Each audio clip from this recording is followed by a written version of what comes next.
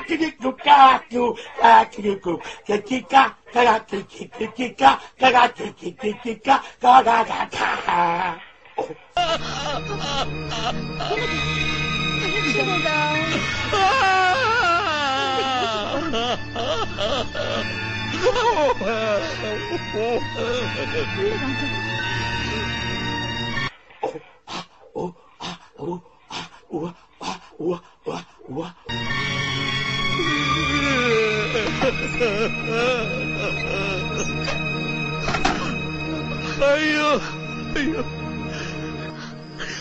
மறுபடியும் மறுபடியும் வருவேன், மறுபடியும் மறுபடியும் மறுபடியும் வருவேன்.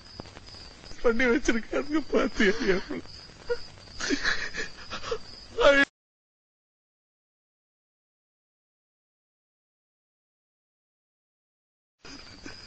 தாங்க முடியாது, தாங்க முடியாது. நல்ல வேலை நீ அங்க வரல, நல்ல வேலை எங்க மாமியார் உயிரோட இல்ல. இதெல்லாம் பார்க்க அவங்க உயிரோட. நான் மட்டும் என்ன பாவம் பண்ண? நான் செஞ்ச எந்த பாவத்துக்கு தண்டனை இது? அப்படின்னா நீங்க எந்த பாவமும் பண்ணல, நீங்க எந்த பாவமும் பண்ணல. என்ன வந்தது இந்த கடவுளுக்கு? தப்பே பண்ணாதவாள் தண்டனை அனுபவிச்சுட்டு இருக்கா. தப்பு பண்ற வாழ்க்கை எந்த தண்டனையுமே கிடைக்காம போயிட்டு இருக்கு. இந்த சத்தியமே விஜயத்துல நம்ம வாழ்க்கைக்கு சரிப்பட்டு வரல. நானும் பாத்துட்டேன். கேட்ட கூட அது ஆண்டவன் கையில இருக்கு சார்.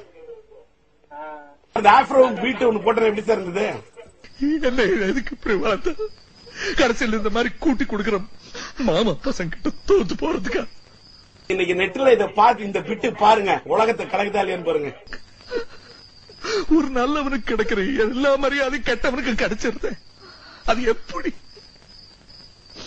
பொறுக்கி போயலுக்கு மரியாதையை தட்டுல வச்சு கொடுக்குற இந்த ஊர், இந்த உலகம்.